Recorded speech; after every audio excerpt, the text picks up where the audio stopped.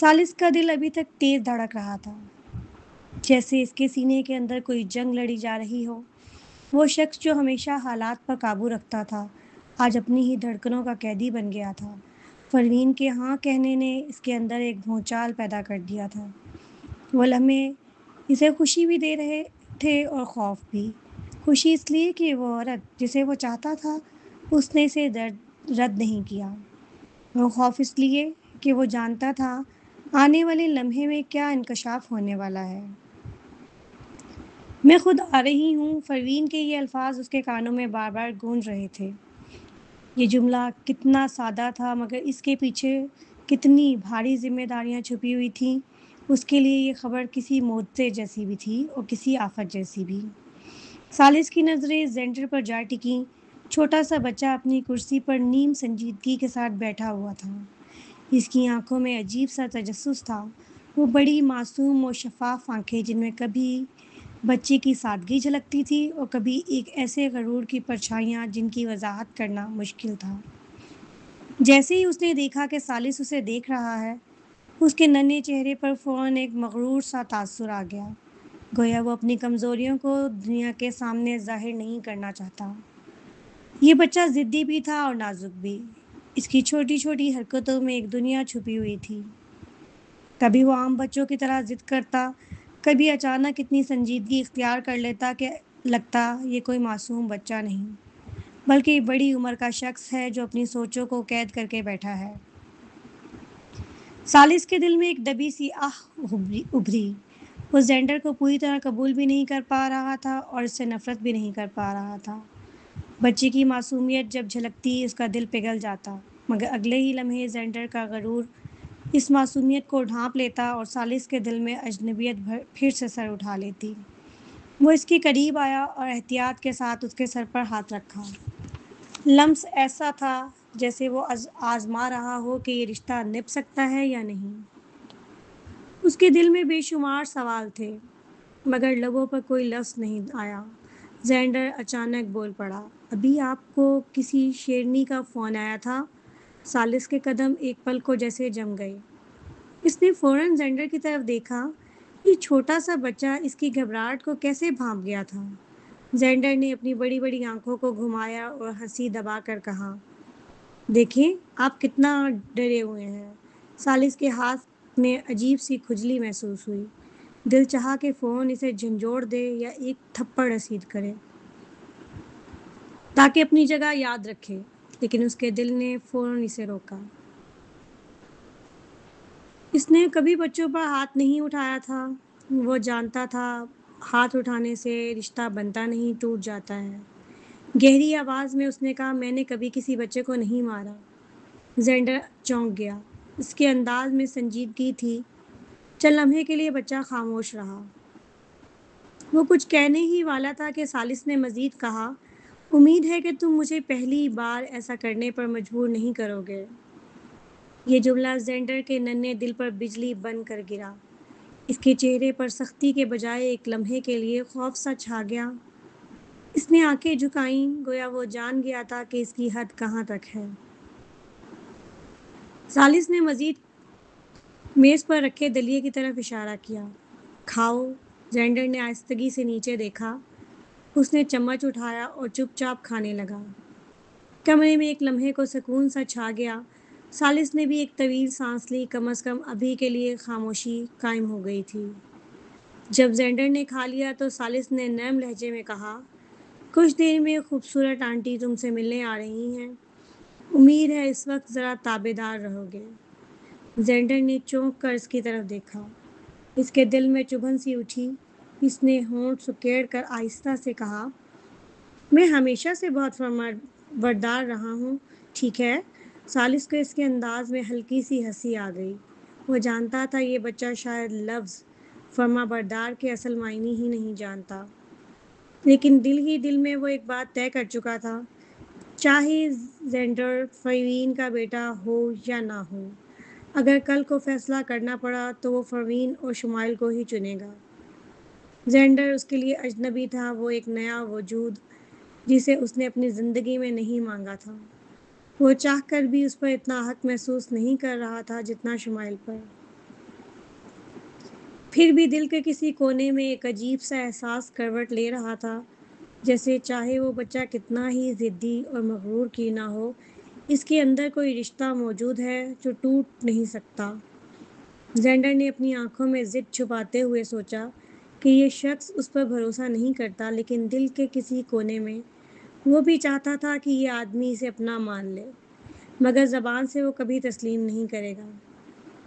کمرے کی خاموشی میں گھڑی کی ٹک ٹک اور باہر بارش کی ہلکی بوندیں ایک الگ ہی منظر بنا رہی تھیں۔ ہر گزرتا لمحہ فیصلہ کن لگ رہا تھا، جیسے بس اب کوئی اہم واقعہ رونما ہونے والا ہے۔ ثالث نے کھڑکی کی طرف دیکھا، پھر آسمان کی طرف۔ وہ دعا کر رہا تھا کہ آنے والے لمحے اس کے لیے آسان نکلیں، لیکن دل ہی دل میں وہ جانتا تھا کہ آج کا دن اس کی زندگی بدل دینے والا ہے۔ وہ ایک پل کو زینڈر کے قریب آیا اور اس کے سر پر دوبارہ ہاتھ رکھا۔ بچہ چونک گیا مگر بولا کچھ نہیں۔ اس بار ثالث کے لمس میں سختی نہیں، نرمی تھی، جیسے اس نے دل ہی دل میں فیصلہ کر لیا ہو کہ چاہے کچھ بھی ہو اس لمحے کو بگاڑنے نہیں دے گا۔ زینڈر نے پلکیں چپکائیں اور آنکھوں میں وہی معصوم جھلک ابھری جس نے کئی بار ثالث کے دل کو چھوا تھا، وہ جھلک جو ثالث ثابت کرتی تھی کہ یہ بچہ چاہے کتنا ہی اجنبی کیوں نہ لگے، لیکن کہیں نہ کہیں اس کی زندگی سے جڑا ہوا ہے۔ کمرے میں ایک بوجھل خاموشی چھا گئی۔ وہ دونوں ایک دوسرے کو دیکھتے رہے، ایک باپ اور بیٹا جو اب تک ایک دوسرے کے لیے اجنبی تھے، مگر آج وقت نے انہیں ایک چھت کے نیچے لا کھڑا کیا تھا۔ ایک ایسا لمحہ جس میں خوف بھی تھا، کشمکش بھی، اور ایک نیا رشتہ بننے کی ہلکی سی کرن بھی۔ وہ اس کے ساتھ بیٹھ گیا اور غور سے دیکھنے لگا۔ زینڈر سیدھا نہیں بیٹھتا تھا، اس کی ٹانگیں مڑتی رہتی، ہاتھ پاؤں ہلتے رہتے، جیسے اسے ایک لمحے کو بھی سکون نہ ہو۔ وہ بغیر کسی تمیز کے کھانا ایسے نگل رہا تھا جیسے کئی دنوں سے بھوکا ہو، جبکہ حارث تو شروع سے ہی سخت اصولوں کے ساتھ پلا بڑھا تھا۔ کھانے پینے اور رہنے سہنے میں نظم و ضبط اس کی شخصیت کا حصہ تھا۔ شمائل نٹکھٹ ضرور تھی، مگر سب کی لاڈلی تھی۔ اس کی باتیں سننے میں کسی شہزادی جیسی لگتیں۔ ثالث نے دونوں کا تقابل زینڈر سے کیا تو اس کا سر واقعی درد کرنے لگا۔ شخصیت انسان کی چھوٹی عمر میں ہی ڈھل جاتی ہے، بعد میں صرف عادت بدلی جا سکتی ہے، اصل فطرت نہیں۔ ثالث کی الجھی ہوئی نگاہوں کے سامنے زینڈر نے کھانے کا چمچ میز پر پٹک دیا۔ ارد گرد داغ دھبے ہی دھبے تھے۔ اس نے پیٹ پر ہاتھ مار کر کہا، افسوس فرینک یہاں نہیں ہے، ورنہ یہ سب فرش ضرور چاٹ کر صاف کر دیتا۔ ثالث، فرینک کون؟ زینڈر، میرا کتا۔ ثالث کی کنپٹیاں زور سے دھڑکنے لگیں۔ اس وقت زینڈر کا فون بجا۔ اس نے اٹھایا تو دوسری طرف رت کی آواز آئی، زینڈر ابھی تک فون کیوں نہیں اٹھا رہے تھے؟ کیا تم پہنچ گئے؟ زینڈر نے کان کھجا کر سست لہجے میں کہا، ہاں۔ رت خوش ہو گئی، بہت اچھا، تمہاری فلائٹ کتنے بجے کی تھی؟ کب تک یہاں آ جاؤ گے؟ زینڈر نے بھویں اچکائیں، صبح میں۔ صبح؟ مطلب ابھی گھنٹوں لگیں گے۔ تم نے اپنے والد سے سب سے پہلی فلائٹ کیوں نہیں لی؟ زینڈر، میرا مطلب کل صبح تھا۔ رت خاموش، پھر اچانک چیخی، کل صبح؟ تو تم نے اب تک فلائٹ ہی نہیں لی یا پہلے ہی پہنچ چکے ہو؟ زینڈر نے اطمینان سے کہا، میں تو یہاں ہوں رت۔ وہ بوکھلا گئی، مجھے کیوں نہیں بتایا؟ آپ نے پوچھا ہی نہیں، زینڈر بے باکی سے بولا۔ رت چلائی، میں نے کہا تھا نا کہ پہنچتے ہی مجھ سے رابطہ کرنا، اور میں نے یہ بھی کہا تھا کہ آتے ہی تمہیں کیا کرنا ہے؟ زینڈر نے سر ہلایا، کھانا دینا ہے، مجھے یاد ہے۔ تو اب کیا کر رہے ہو؟ زینڈر نے آنکھیں جھپکیں، کھا رہا ہوں۔ کیا کھا رہے ہو؟ میں 5 دن سے بھوکی بیٹھی ہوں۔ فوراً نیچے آؤ، میرے لیے کھانا لے کر آؤ۔ کیا جلدی ہے؟ آپ ابھی تک بھوکی ہیں تو کیا ہوا، مر تو نہیں گئی نا؟ اچھا اچھا آ رہا ہوں، اتنا شور مت مچائیں، آپ تو فرینک سے بھی بری ہیں۔ ثالث نے ایک طرف کھڑے یہ سب سنا تو لب بھینچ لیے۔ یہ بچہ واقعی لوگوں کو غصے سے پاگل کرنے میں ماہر تھا۔ وہ تہہ خانے کی طرف گیا کیونکہ اسے رت کی ہذیانی کیفیت صاف محسوس ہو رہی تھی۔ زینڈر نے فون بند کیا اور ثالث کی طرف مڑ گیا، اور کہا، ویسے میں کس کمرے میں رہوں گا سالس؟ اسی لمحے ایک جیپ چرچراتی ہوئی ولا کے باہر رکی۔ دروازہ کھلا اور پروین تیز قدموں سے اندر داخل ہوئی۔ جیسے ہی پروین نظر آئی، سالس فوراً کھڑا ہو گیا اور آگے بڑھ کر اس کا استقبال کیا۔ زینڈر نے سیٹی بجائی اور کہا، تمہاری شیرنی آ گئی سالس؟ اس نے زینڈر کو سخت نظروں سے گھورا۔ زینڈر فوراً خاموش ہو گیا۔ پھر سالس نے دوبارہ پروین کی طرف دیکھا۔ پروین اب ان دونوں کے سامنے آ چکی تھی۔ اس نے سالس کو نظر انداز کیا اور سیدھا زینڈر پر نظریں گاڑ دیں۔ نظر انداز ہونے پر سالس کے ہونٹ ہلکے سے کانپے۔ اس نے زینڈر کو اشارہ کیا، ادھر آؤ۔ زینڈر نے منہ بنایا اور بے رخی سے چلتے ہوئے دونوں کے قریب آیا۔ پھر اس نے پروین کو ایک نظر دیکھا اور آسمان کی طرف نظریں گھما لیں۔ سلام کرو سالس نے حکم دیا۔ زینڈر نے بھویں اچکائیں۔ ٹھیک ہے، لیکن یاد رہے یہ آپ کہہ رہے ہیں سالس۔ اس کے دل میں برا سا اندیشہ جاگا ہی تھا کہ اچانک زینڈر نے ہاتھ ہلا کر کہا، ہیلو شیرنی۔ پورے ڈرائنگ روم میں یکدم خاموشی چھا گئی۔ پروین نے تیوری چڑھا کر سالس کو گھورا اور سرد لہجے میں پوچھا، یہ تم نے کہا تھا کہ مجھے یہ کہے؟ سالس نے فوراً انکار کر دیا۔ نہیں۔ زینڈر فوراً بولا، یہ تو آپ ہی تھے دیو راجا، آپ نے مجھے کہا تھا۔ مجھے بھلا اتنی سی عمر میں شیرنی کا مطلب کیسے پتا ہوتا؟ سالس اس بار واقعی صفائی دینا مشکل ہو گیا تھا۔ وہ کچھ کہنے ہی والا تھا کہ اس نے دیکھا پروین کی پیشانی پر شکنیں مزید گہری ہو گئیں۔ سالس کا دل مزید بوجھل ہو گیا، لیکن پروین سوچ رہی تھی یہ بچے کا لہجہ مانوس کیوں لگ رہا ہے۔ اسی وقت اس کا فون بجا۔ اس نے نیچے دیکھا تو للی کی کال تھی۔ پروین نے سالس کی طرف سر ہلا کر کال ریسیو کی۔ دوسری طرف سے للی نے پوچھا۔ پروین نے سن کر سر ہلایا اور جواب دیا، تم نے محنت کی پھر کال کاٹ دی۔ اس نے پھر سے سالس کی طرف دیکھا۔ سالس نے فون کر زینڈر کو اوپر کمرے میں لے جاؤ۔ جی سر۔ بٹلر آگے بڑھا اور مؤدب لہجے میں کہا، زینڈر میرے ساتھ چلیں۔ زینڈر نے سالس کو ایک نظر دیکھا، پھر پروین کو گھورا۔ اس کی آنکھوں میں چمک آئی اور اس نے کہا، ڈیڈ کیا میں تہہ خانے میں جا سکتا ہوں؟ سالس کی آنکھیں سکڑ گئیں۔ کیا یہ بچہ آخرکار رت کو یاد کرنے لگا تھا؟ کیا اس کا ضمیر جاگ گیا تھا؟ اس نے لمحے بھر سوچا اور سر ہلا دیا۔ پھر زینڈر نے کہا، وہ کئی دنوں سے بھوکی ہے، کیا میں اسے کچھ کھانے کو دے سکتا ہوں؟ سالس نہیں چاہتا تھا کہ بچے کے دل پر برا اثر پڑے۔ اوپر سے اس کی اپنی بھی کچھ منصوبے تھے، سو اس نے حامی بھر لی۔ جاؤ کچن سے کچھ لے لو۔ زینڈر نے سر ہلایا اور کچن کی طرف بڑھ گیا۔ شیف نے پوچھا، زینڈر کیا میں وہ بھنا خرگوش ہٹا دوں جو تمہیں پسند نہیں؟ زینڈر نے فوراً ہاتھ ہلائے، نہیں نہیں، یہ بہت ظالمانہ ہے۔ زندگی کی قدر کرنا سیکھو، جانوروں کو مارنا نہیں چاہیے۔ شیف زینڈر ہاتھ پیچھے باندھ کر کچن میں داخل ہوا، دیکھنے دو کیا رکھا ہے۔ سبزیاں ہیں تمہارے پاس؟ شیف نے فوراً کہا، جی ہاں بالکل تازہ آرگینک سبزیاں، کیا میں ابھی کچھ پکا دوں؟ زینڈر نے سر ہلایا، نہیں ضرورت نہیں، تمہیں معلوم ہے اصل ذائقہ صرف کچی چیزوں میں ہوتا ہے، پکانے سے ذائقہ ختم ہو جاتا ہے۔ ہاں یہ سبز پتی اور سوکھی گاجر ٹھیک لگ رہی ہے، بس یہی لے چلتے ہیں۔ اس نے ایک پیلی بڑی پتلی اور ایک خشک سی گاجر اٹھائی اور بٹلر کو کہا، چلو۔ بٹلر نے لب بھینچے اور تہہ خانے کی طرف لے گیا۔ دونوں کمروں سے اوجھل ہو گئے۔ جب سالس کو یقین ہو گیا کہ زینڈر دور ہے، اس نے پروین کی طرف دیکھا۔ وہ کچھ پوچھنے ہی والا تھا کہ پروین نے پہلے ہی کہا، نہیں۔ سالس چونکا۔ اس کی آنکھوں میں مایوسی کی جھلک ابھر آئی۔ یہ اس کا اور پروین کا بچہ نہیں تھا، لیکن اگر نہیں تو پھر پروین یہاں کیوں آئی تھی؟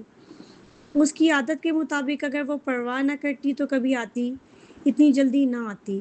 سالس سوچوں میں تھا کہ پروین نے بات آگے بڑھائی، جب میں نے تمہیں کال کی تھی لیلی نے بھی میرے ٹیسٹ کے نتائج دیے تھے، ہم ماں بیٹے ہیں نہیں ہیں، جنیاتی مشابہت صرف 80% ہے۔ سالس کی پیشانی پر بل پڑ گئے۔ پروین نے مزید کہا، پھر میں نے للی سے کہا کہ اس کا DNA تمہارے ساتھ ملائے۔ یہ سن کر سالس کی آنکھیں سکڑ گئیں، تم کہنا چاہتی ہو؟ پروین آہستہ بولی، یہ مت بھولو کہ ٹرومین کس قسم کی تنظیم سے ہے۔ سالس فوراً سمجھ گیا، تم کہنا چاہتی ہو کہ اس بچے کو جنیاتی سیرم لگایا ہے؟ ہاں، پروین نے صوفے پر بیٹھتے ہوئے کہا، جتنے کم عمر میں انجیکشن لگے जीन्स उतने ही बदलते हैं, मैं खुद देखने आई हूँ ताकि यकीन कर सकूँ कि वो वाक़ई तुम्हारा बेटा है या नहीं। सालिस ने पूछा, अगर तुम्हारा क्या ख़्याल है? वो बिल्कुल तुम्हारी तरह है, ज़रूर तुम्हारा बेटा है। लेकिन परवीन ने गहरी सांस ली। लिली ने मुझसे अभी कहा था तुम दोनों की जिनयाती मुशाबहत सिर्फ 93% है।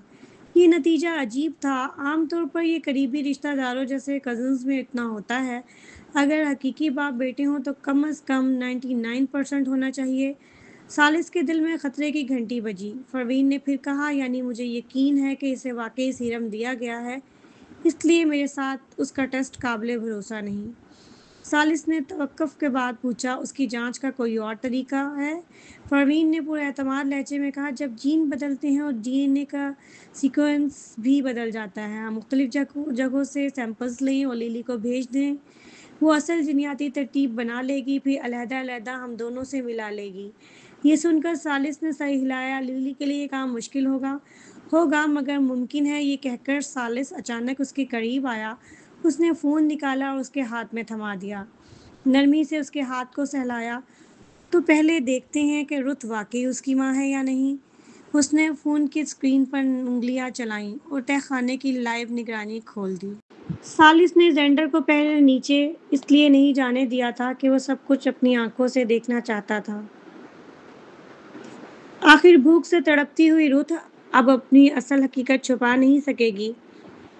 दोनों ने फ़ोन की स्क्रीन पर नज़रें जमा दीं। जेंडर को बटलर लिफ्ट से साथ लेकर निकला।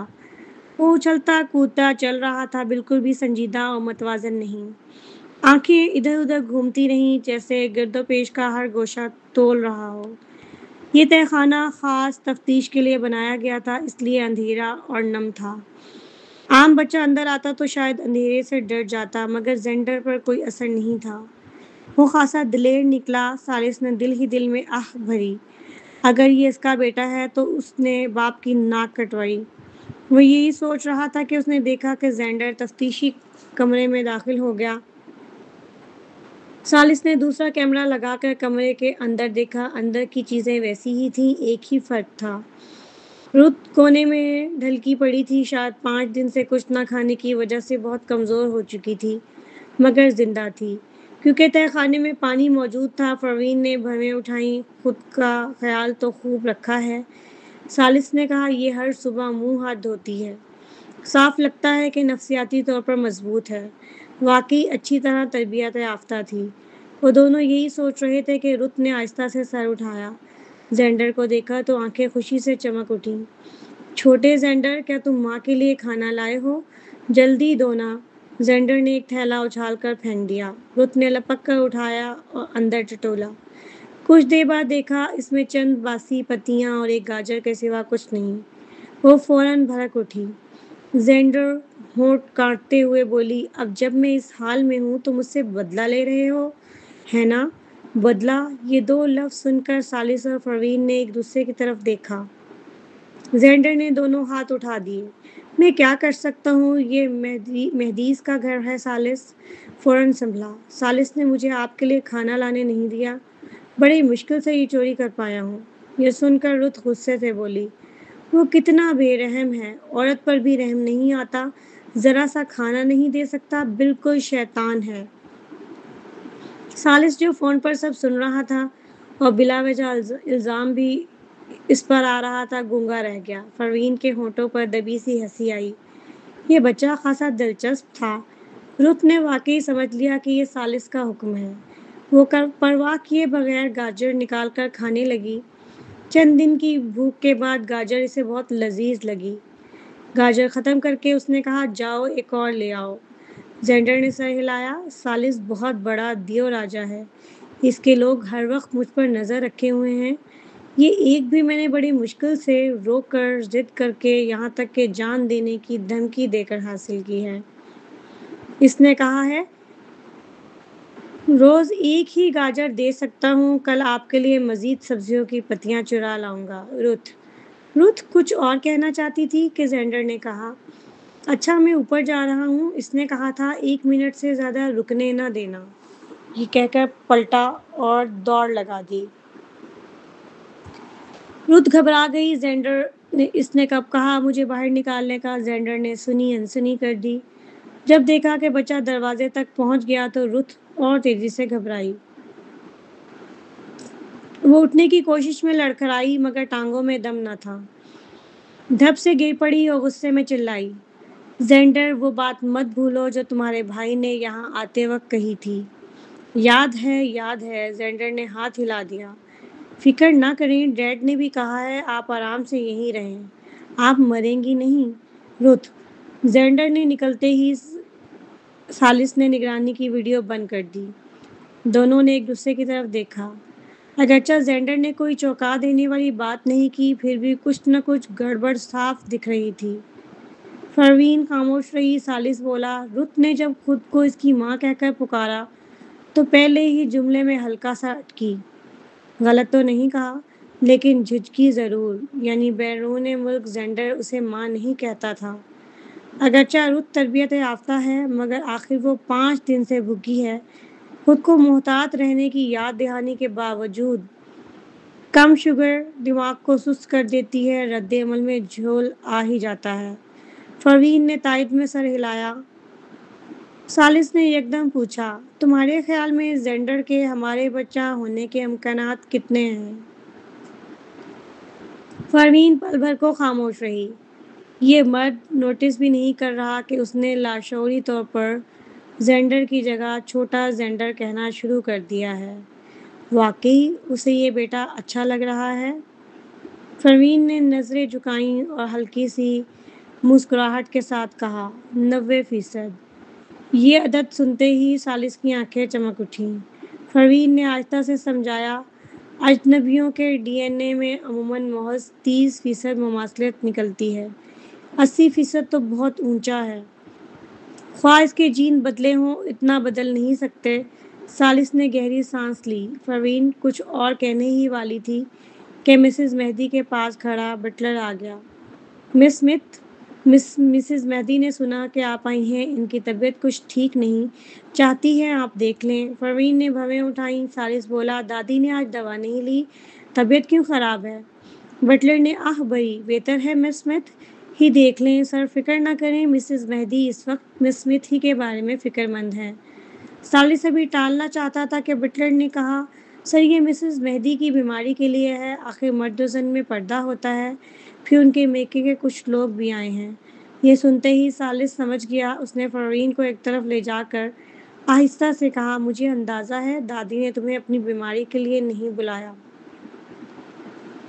بلکہ اپنے ننھے بھانجے کی بیوی یعنی میکے والوں کی بہو کا علاج کروانا چاہتی ہیں۔ پروین، ننھے بھانجے کی بیوی؟ رشتہ واقعی پیچیدہ تھا۔ ثالث نے مزید کہا، وہ بیچاری ذرا مشکل نصیب ہے، پہلے حارث کے ساتھ اچھی رہی ہے تو۔ پروین نے سمجھ گئی، ثالث نے اسے اس لیے بتایا تھا کہ وہ اندھیرے میں نہ رہے۔ البتہ فیصلہ پروین ہی کا تھا، چونکہ وہ عورت ثالث کے ساتھ بھلی رہی تھی اور پروین کے لیے مریض دیکھنا کچھ مشکل نہ تھا۔ اس نے کہا، میں دیکھ لیتی ہوں۔ ثالث نے سر ہلا کر ہلکی آواز میں یاد دلایا، مسئلہ زنانہ ہے، میں ساتھ نہیں آؤں گا۔ پروین نے اوکے کا اشارہ کیا۔ بٹلر نے سکون کی سانس لی اور پروین کو لے کر چل دیا۔ مہدی میئر بہت بڑا تھا۔ ثالث اور مسز مہدی ساتھ نہیں رہتے تھے۔ تقریباً 15 منٹ چلنے کے بعد وہ اس ولا تک پہنچے جہاں مسز مہدی رہتی تھیں۔ پروین اب اندر داخل بھی نہ ہوئی تھی کہ اندر سے آواز آئی، کیا واقعی اس کا کسی اور عورت سے بیٹا ہے؟ اور وہ ثالث کی طرح ہی لگتا ہے۔ آتے ہی بولا کہ حارث کی جگہ چھین لے گا۔ واہ، اب تماشا ہوگا۔ دیکھو تو اس اسمتھ عورت کو، اب اترا کر کیسے گھومے گی۔ کیا اس نے تمہیں اس لیے نظر انداز نہیں کیا تھا کہ اس نے حارث اور شمائل کو جنم دیا؟ اب تو گھبراتی ہوگی ہے نا؟ پروین، کیا زینڈر نے کبھی ایسی بات کہی تھی؟ بٹلر نے کھنکار کر اندر والوں کو متنبہ کیا کہ مہمان پہنچ گئے ہیں۔ آواز فوراً تھم گئی۔ پھر ایک 40-50 برس کی بھاری جسامت خاتون باہر آئیں۔ پروین کو دیکھتے ہی کھلکھلا کر قریب آئیں۔ ارے یہ مس اسمتھ ہے نا؟ ماشاء اللہ کیا حسین ہیں۔ میں مسز مہدی کی بھابھی کی بہو ہوں، یعنی خاندان میں آپ کے بزرگ، مجھے مسز ہاشمانی کہہ لیجیے۔ یہ تھی اس زمانے کی ہاشوانی فیملی کی سربراہ مسز ہاشوانی۔ پروین نے لب سی رکھے، اس عورت کی خوشی بھری چبھن والی باتیں ابھی تک کانوں میں گونج رہی تھیں۔ وہ بہرہ نہیں تھی۔ مسز ہاشوانی مسکراتی رہیں۔ اف، مس اسمتھ کتنی انٹروورٹ ہیں، شرما رہی ہیں کیا؟ آواز اونچی نہ تھی مگر کان کھا جانے والی ضرور تھی۔ پروین نے نظریں جھکا لیں اور خاموش رہی۔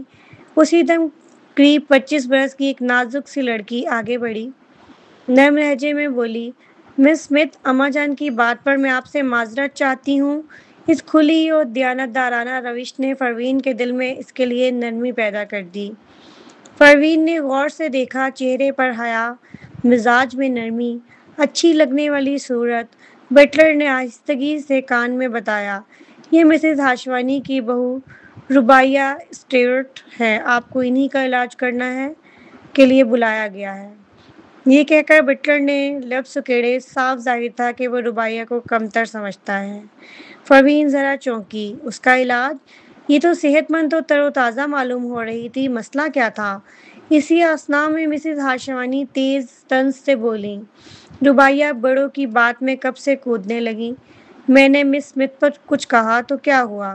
تم میری طرف سے معافی مانگنے لگی؟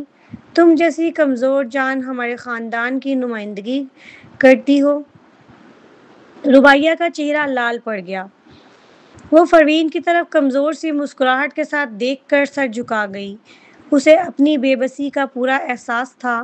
پروین نے آہستہ پوچھا، مسز اسٹیورٹ، آپ کو کیا مسئلہ ہے؟ ربیہ چونک گئی۔ شادی کے بعد سے وہ جہاں جاتی میڈم ہاشوانی کہلاتی۔ برسوں بعد کسی نے اسے اصل نام کے ساتھ مسز اسٹیورٹ کہا تھا۔ تبھی مسز ہاشوانی دبی، ہنسی اور چوٹ کی، مسئلہ یہ ہے کہ شادی کو 3 سال ہو گئے اور بچہ نہیں۔ ایک عورت ہو کر بچہ پیدا نہ کر سکے، شرم کی بات ہے مس اسمتھ۔ جلدی سے دیکھیں تو اس کا علاج ہو بھی سکتا ہے یا نہیں؟ ربیہ شرمندگی سے گلاب ہو گئی۔ قریب کھڑی مسز مہدی نے تیوری چڑھا کر ٹوکا، یہ کیا طریقہ ہے؟ باہر بیٹھے ہیں، خاندان کی ساکھ کا خیال رکھیے۔ مسز ہاشوانی نے بدمدگی سے کہا، مسز مہدی، آپ جانتی ہیں ہمارے گھر میں نسل در نسل ایک ہی وارث ہوتا آیا ہے۔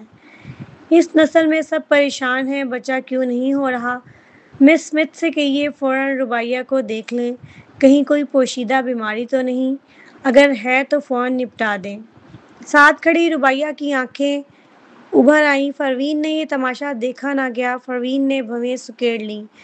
مسز ہاشوانی، بچہ ہونا نصیب کی بات ہے، اسے زبردستی نہیں کیا جا سکتا۔ ان کی شادی کو صرف 3 سال ہوئے ہیں، بعض جوڑے 10 سال بعد بھی اولاد پاتے ہیں، یہ بالکل معمولی بات ہے۔ مسز ہاشوانی نے آنکھیں گھمائیں اور تیز لہجے میں بولی، معمولی بات ہے؟ آپ نے تو صرف ایک بار میں ثالث سے 2 بچے جنے، اس نے باہر کسی اور عورت سے بھی بچہ پیدا کر لیا۔ مس اسمتھ، میں جانتی ہوں آپ زیادہ بچے نہیں چاہتی تاکہ حارث پر دباؤ نہ پڑے، آپ نہیں چاہتی کہ ثالث کا دوسرا بیٹا بھی ہو، ہے نا؟ مگر آپ ہمارے خاندان کو نہیں سمجھتی، ہمارے ہاں کئی پشتوں سے صرف ایک ہی وارث رہا ہے، ہمیں ابھی فوراً ایک اور جانشین چاہیے، اس نے غرور بھرے انداز میں مزید کہا، اور آپ مس اسمتھ ثالث کے باہر بچے کو حقیر نہ سمجھیں، مہدیز کا اتنا بڑا کاروبار ہے، صرف حارث کو کیسے سنبھلنے دیا جا سکتا ہے؟ آپ کو چاہیے کہ اس بچے کو اپنا بیٹا مانیں، عورت کو دل بڑا رکھنا چاہیے، مرد کے ہاتھ پاؤں باندھ کر نہ رکھیں، سمجھی آپ؟ پروین، اس کا دل چاہا کہکہ مار کر ہنس پڑے۔ یہ کیسی پاگل پن کی سوچ تھی؟ مسز ہاشوانی نے رخ ربیہ کی طرف موڑا، اور تم جب خود بچہ پیدا نہیں کر سکتی تو میرے بیٹے کو بھی روکنے کی جرأت نہ کرنا کہ وہ کسی اور سے اولاد پیدا کرے۔